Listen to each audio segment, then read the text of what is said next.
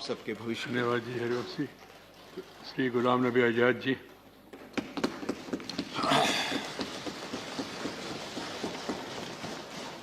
माननीय chairman sir,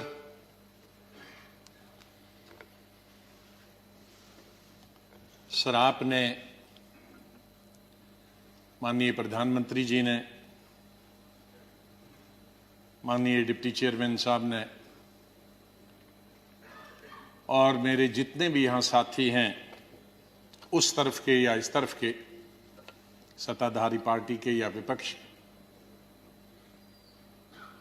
और विशेष रूप से आपने और माननीय प्रधानमंत्री जी ने जिस तरह से भावुक होकर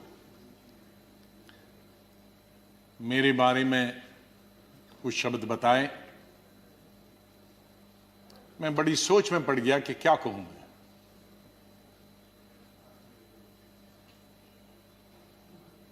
मैं इन 41 वर्षों में जो मेरा लेजिस्लेटिव कैरियर रहा, 28 साल इस हाउस में, 10 साल लोकसभा में, 3 साल जम्मू कश्मीर की असेंबली में, तो ये कहूंगा कि महाराष्ट्र से जीत के आके मैं कभी इधर से निकला, इधर डूबा, इधर डूबा, उधर निकला, उधर डूबा, इधर निकला, ये मेरा जीवन ऐसे ही रहा और संघर्ष का जमाना रहा। और मैं आज बहुत सारी चीजों को छोटा करने के लिए कुछ शेरों में ही खत्म करते हैं। शायर जो होते हैं उनमें एक बड़ी ताकत होती है उनके शेरों में कि हम लोग अगर 10 घंटे का भाषण दें तो वो 2 शेर में खत्म कर देते हैं उसका। तो मैं उसका फायदा उठाना चाहता हूं, वरना अगर मैं इतने 41 साल के इस अनुभव को अगर कहना चाहूंगा तो बहुत समय लगेगा, कई हफ्ते महीने लगेंगे। लेकिन शुरू में करूंगा जिस बात से मैंने पॉलिटिकल कैरियर शुरू किया है, स्टूडेंट लाइफ। और कश्मीर में, जम्मू कश्मीर में मेरा, हालांकि मैं जम्मू से हूं, लेकिन मेरा डिस्ट्रिक्ट में, शमशेर सिंह जी जानते हैं, मुस्लिम मेजॉरिटी डिस्ट्रिक्ट, उसका असर कश्मीर का ज्यादा होता है, जम्मू का कम असर पड़ता है, विशेष रूप से मुस्लिम्स में। और उसके बाद कॉलेज और यूनिवर्सिटी तो मैं कश्मीर में ही पढ़ा। और गांधी को पढ़ता था मैं, नेहरू को पढ़ता था, मौलाना आजाद को पढ़ता था, इन 3 की। तो जो मैंने सीखा है देशभक्ति का स्कूल से लेकर, और वो देशभक्ति आज उन नौजवानों की नजर में जो सियाचिन में है, जो जम्मू कश्मीर में कई दशकों से है, ठंड में है, बर्फ में है, उनके नाम से शुरू करता हूं मैं। खून की मांग है इस देश की रक्षा के लिए, खून की मांग है इस देश की रक्षा के लिए, मेरे नजदीक ये कुर्बानी बहुत छोटी है, दे दो।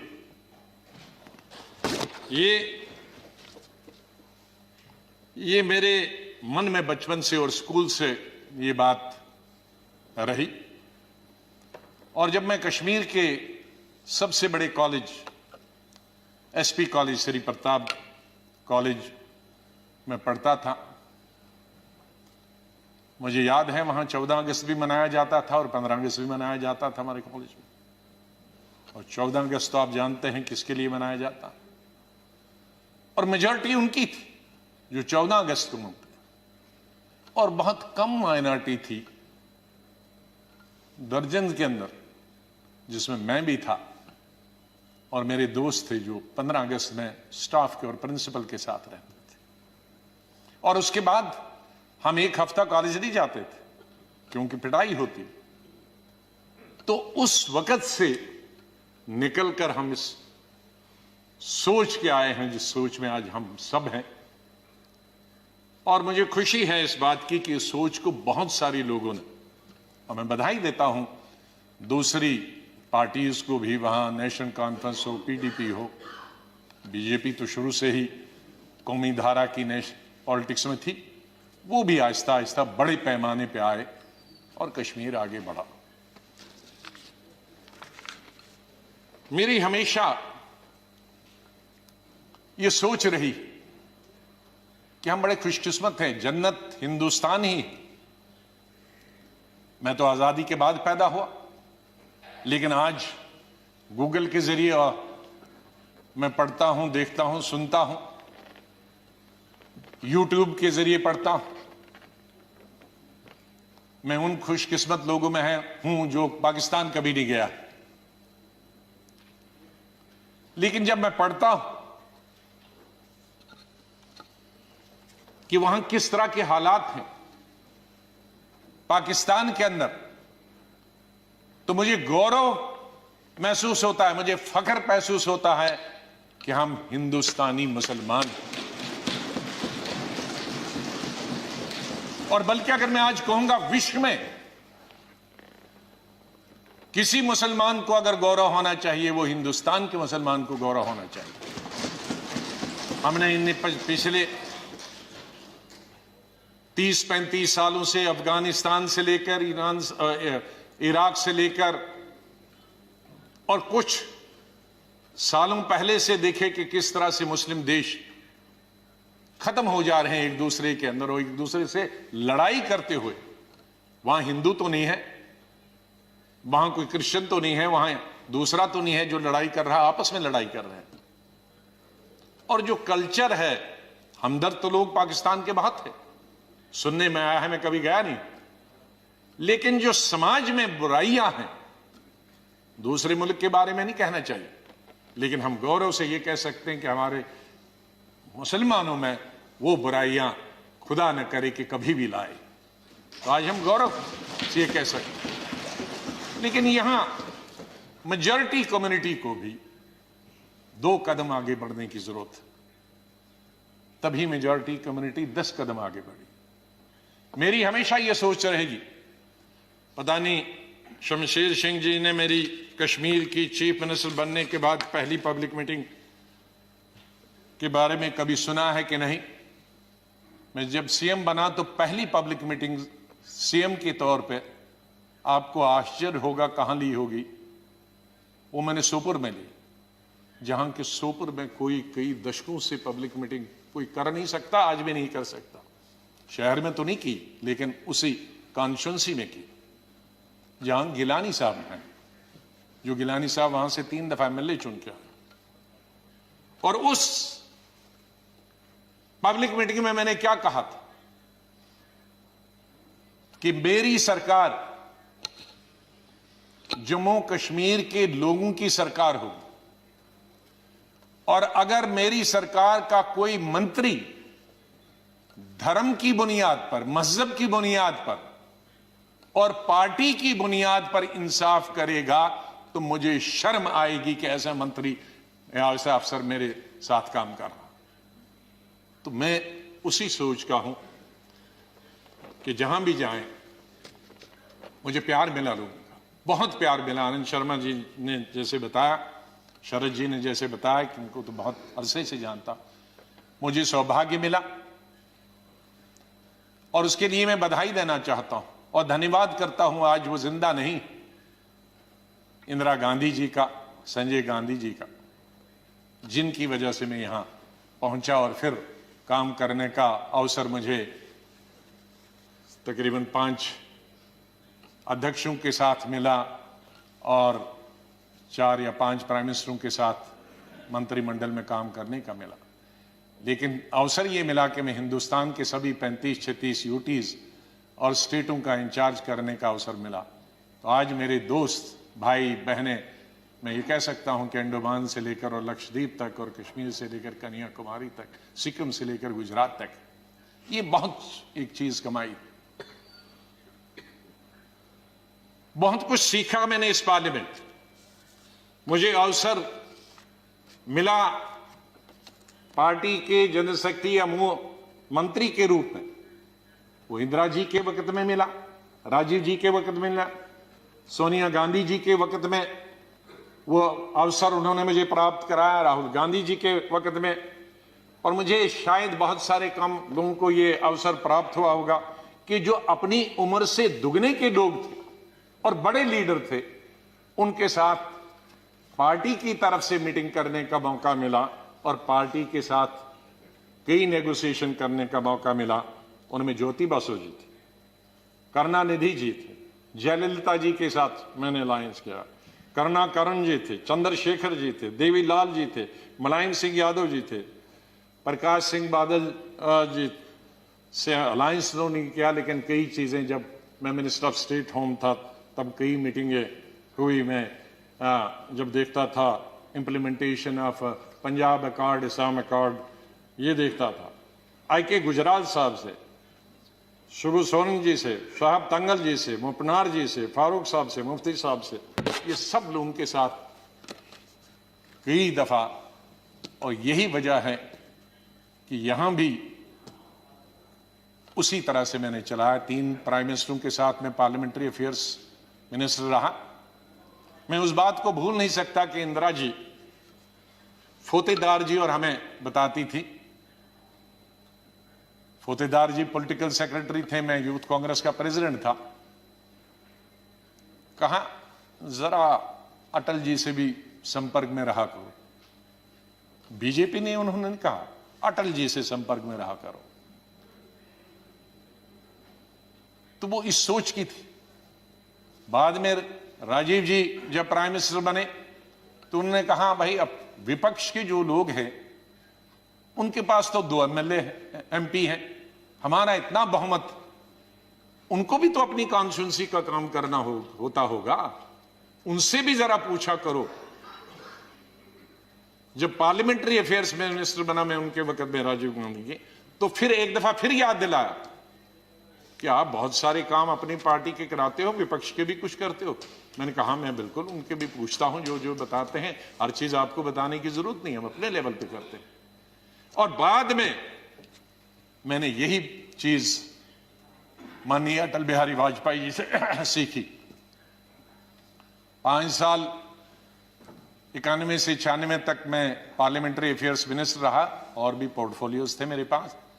और अटल जी विपक्ष के नेता रहे, हमारे पास बहुमत नहीं था और अलायंस भी नहीं था, माइनॉरिटी गवर्नमेंट थी। और उस माइनॉरिटी गवर्नमेंट में अटल बिहारी जी वाजपेयी जी विपक्ष के नेता हो, यह हाउस चलाना कितना आसान मुश्किल हो सकता। लेकिन मैं कहूंगा कि सबसे आसान हाउस चलाना उन 5 साल में मुझे अटल जी की लीडरशिप हुआ।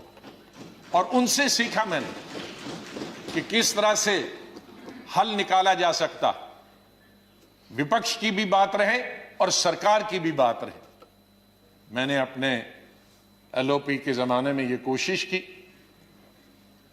कि हम यहां आए हैं, लोगों ने हमको चुना है कानून बनाने के लिए, लोगों ने हमें चुना है कई मसलों का समाधान निकालने के लिए, हल निकालने के लिए, उनकी मुश्किलात, उनके लिए रोजगार पैदा करना, एम्प्लॉयमेंट करना, डेवलपमेंट करना, विकास करना, सड़कें, नहरें, स्कूल, कॉलेज, अस्पताल बनाना, बिजली पैदावार करना। तो अगर हम हर वक्त ये आपस में ही लड़ते रहे, झगड़ते रहे और वो कानून पास नहीं होंगे तो लोगों का विश्वास हमसे उड़ जाएगा। इसलिए जब भी मैं अपने साथियों को भी समझाता था कि इसको मिक्स करो, एक आध दिन विरोध दिखाओ, एक आध दिन झगड़ा करो और बाकी दिन डिस्कशन करें। ये मैंने हमेशा प्रयास किया अपने। मैं धन्यवाद करता हूं हमारे उस तरफ के भी साथियों को जिन्होंने, और इस तरफ के सभी लीडरों को जिन्होंने उस प्रयास में पूरा अपना सहयोग दिया। मैं अपनी बात गृह मंत्री जी को स्टेटमेंट देना था, मैं उनका धन्यवाद करता हूं।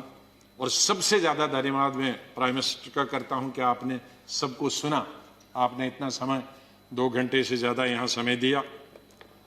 आप बहुत भावुक हुए और सच है, हकीकत अगर सच बताएं सर, मेरे माता पिता की जब डेथ हुई, मेरे आंखों से आंसू निकले, लेकिन मैं चिल्ला के रो नहीं पाया। मैंने जिंदगी में सिर्फ चिल्ला के रोया। और जब रोता है इंसान तो वो कोई चिल्ला के रोने के लिए तो आपको आर्टिफिशियल होने की जरूरत नहीं। वो थी पहली संजय गांधी की मौत, इंदिरा गांधी की मौत, राजीव गांधी की मौत, अलग अलग जगह थी, क्योंकि तीनों मौतें अचानक हो गई थी। शायद अगर नेचुरल मौत होती तो वो चीख नहीं निकलती। और चौथी थी जब सुपर सुनामी आ गया था उड़ीसा में 99।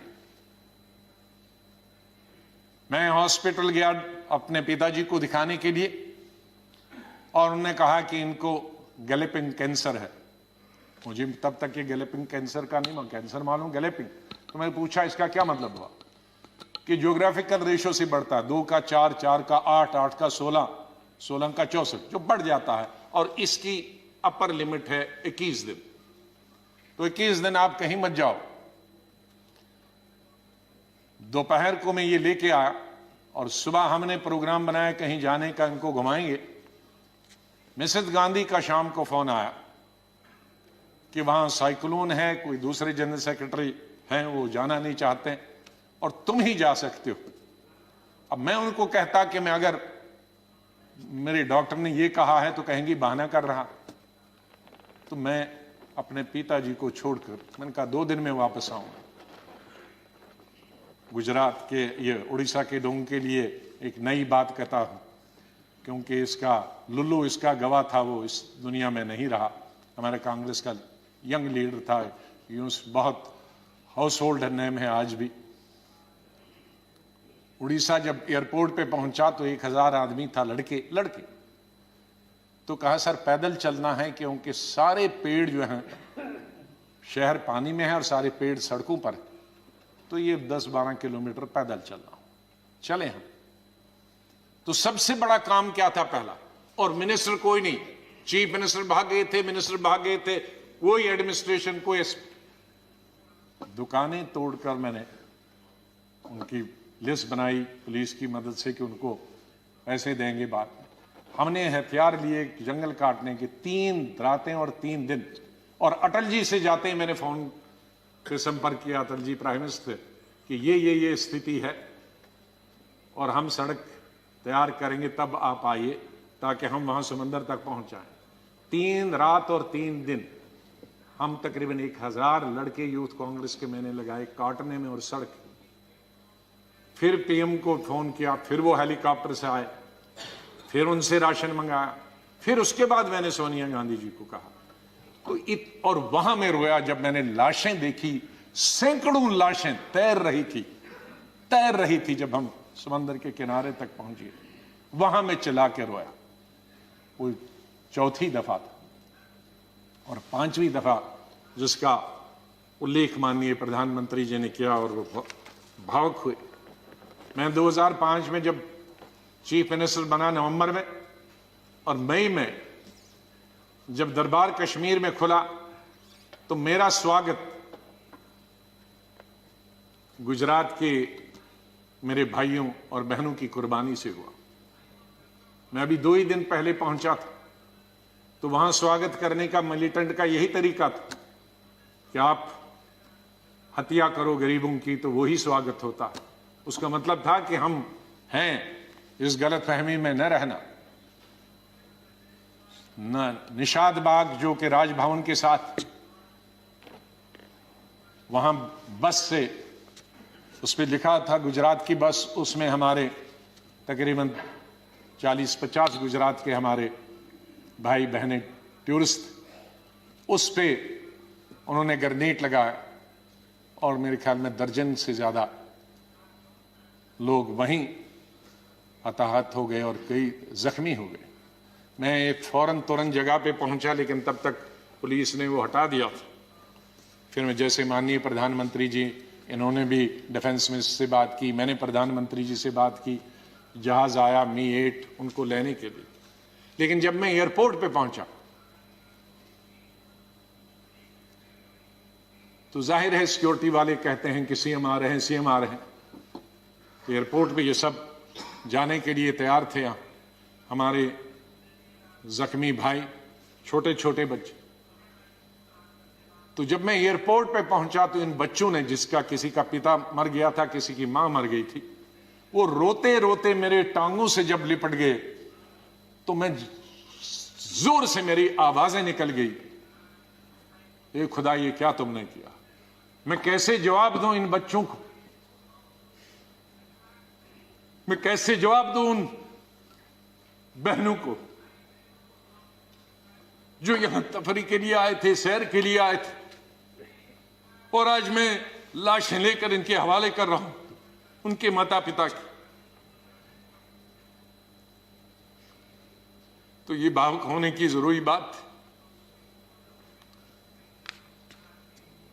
आज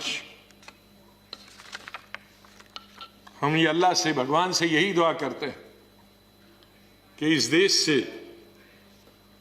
मिलिटेंसी खत्म हो जाए, इस देश से आतंकवाद खत्म हो जाए।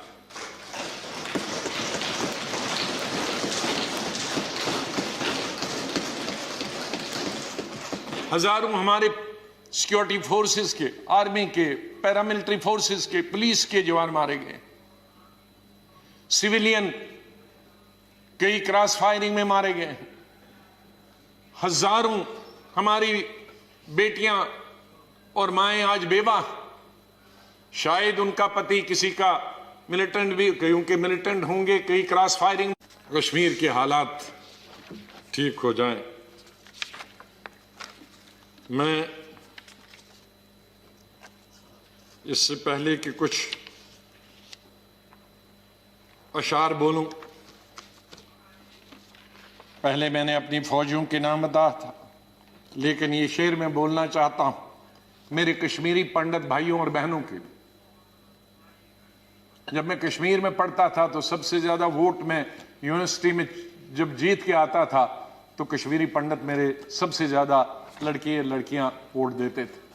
बहुत सारे लोगों को मालूम नहीं कि कश्मीर में लड़कियां हिंदुस्तान के मुकाबले में सबसे ज्यादा, जम्मू में नहीं, कश्मीर में। जिस वक्त मैं एमएससी कर रहा था तो साइंस में तकरीबन 50% लड़कियां होती थी और आर्ट्स में 90%। तो ओवरऑल ज्यादा लड़कियां पोस्ट ग्रेजुएशन पढ़ती थी। तो मैं जब यूनिवर्सिटी का इलेक्शन लड़ता था तो हमारे कश्मीरी पंडित लड़के हों या लड़कियां, सबसे ज्यादा वोट मुझे 100% मिलते थे। मैं 99 भी नहीं कहूं। दोस्त हैं आज वो बिखरे हुए। मुझे बहुत अफसोस होता है जब मैं उनसे मिलता अपने क्लासमेट्स। ये उन कश्मीरी मेरे भाई पंडितों के नाम जिनके जो घर से बेघर हो गए, उन कश्मीरी बेवाओं के जो बेवाएं हुई हैं और बच्चे हुए और जो वहां से बिछड़ गए, उनके लिए शेर अर्ज करता हूं। गुजर गया, और ये हमारा जो आज मुद्दत खत्म हुई इसके लिए भी कह सकता हूं, गुजर गया वो जो छोटा सा एक फसाना था, गुजर गया वो जो छोटा सा एक फसाना था। फूल थे, चमन था, आशियाना था। गुजर गया वो जो छोटा सा एक फसाना था, फूल थे, चमन थे, था, आशियाना था। न पूछ उजड़े नशे मन की दास्ता। घोंसला उजड़ गया। न पूछ उजड़े नशे मन की दास्ता, न पूछ थे 4 तिनके मगर नाम आशियाना तो था। तो हम उस आशियाने को, आप दोनों यहां बैठे हैं, उसको फिर आशियाना बनाए जो इस वक्त उजड़ा हुआ है। उसके लिए हम सबको प्रयास करना। और मुझे, जैसे मैंने बताया, बहुत काम कर चुके हैं, सेवा कर चुके हैं, आशीर्वाद सबका मिला है। मैं यही कहूंगा, दिल ना उम्मीद तो नहीं, नाकाम ही तो है। दिल ना उम्मीद तो नहीं, नाकाम ही तो है, लंबी है गम की शाम, शाम ही तो है।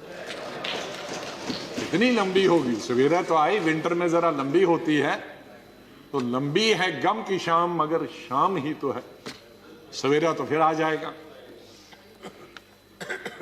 और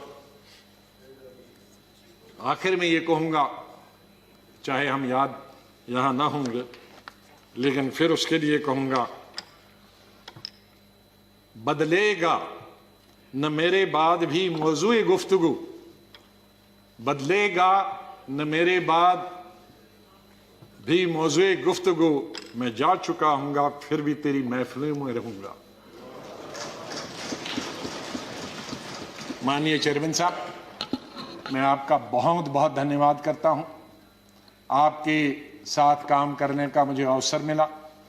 आप जब पार्टी के अध्यक्ष थे तब भी हमारी मुलाकात होती थी, जब आप मंत्री बने तब भी बात होती थी, जब यहाँ चेयरमैन बनने से, वाइस प्रेसिडेंट आप बनने से पहले आप पार्लियामेंट्री अफेयर्स मिनिस्टर थे और मैं एलओपी था, तब भी हमारे संपर्क है।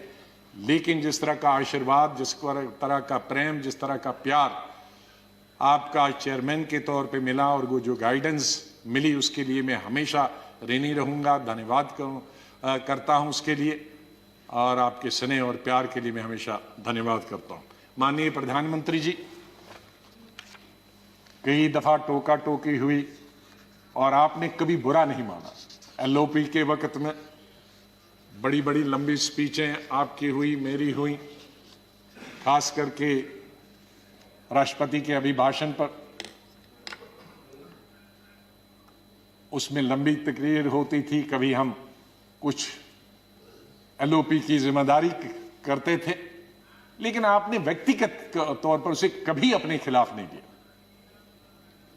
हमेशा भी आपने पर्सनल कॉन्टेक्ट्स को और पार्टी की जो जिम्मेदारी है उसको दूर रखा।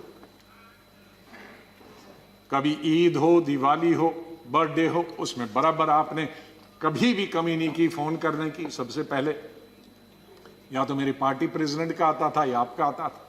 दो आदमियों का तो अनिवार्य, हमारे प्रधानमंत्री और कांग्रेस प्रेसिडेंट मिसेस गांधी। और आपने हमेशा बताया कि कभी अपनी स्टेट के बारे में हो और कोई काम हो तो मुझे आप कभी भी बताना। मुझे याद है जब मैं राज्यसभा इलेक्शन लड़ने गया तो आपने कुछ कहा कि भाई आपको कुछ जरूरत है। मेरे का वो तो लड़ाई है, आपका कैंडिडेट है, मैं कैंडिडेट हूं, उसमें आप कुछ नहीं कर सकते। तो ये एक पर्सनल टच जो होता, आदमी भावुक हो जाता, आदमी सेंटिमेंटल हो जाता, आदमी इमोशनल होता। और मेरे संपर्क तो विपक्ष के साथ आज से नहीं, जब पहली दफा मैं एमओएस बना था तब से लेकर आज तक, क्योंकि हम मिलके ही देश को चला सकते हैं।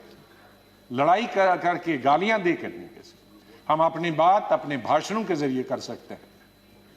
मैं आपका बहुत धन्यवाद करता हूं। मैं माननीय डिप्टी चेयरमैन साहब, मेरे यहाँ हम बेंचमेट रहे, वो हमेशा मुझे याद रहेगा। बहुत सिंपल आदमी है, स्ट्रेट फॉरवर्ड है। कभी कभी हम नाराज होते हैं स्ट्रेट फॉरवर्ड, लेकिन स्ट्रेट फॉरवर्ड हमेशा वो लोग नाराज होते हैं।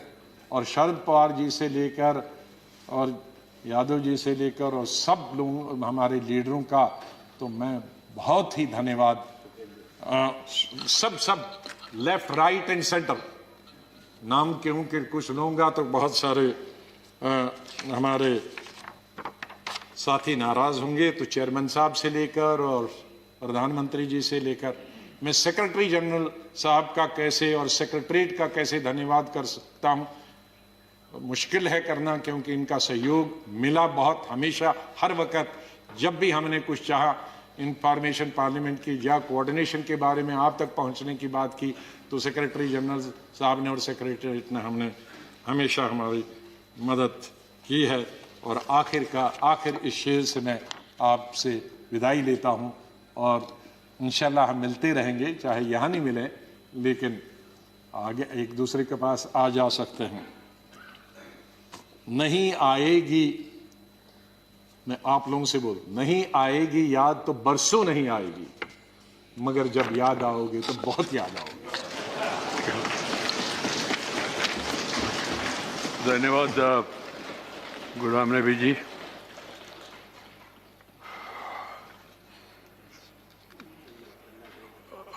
Friends, we have another important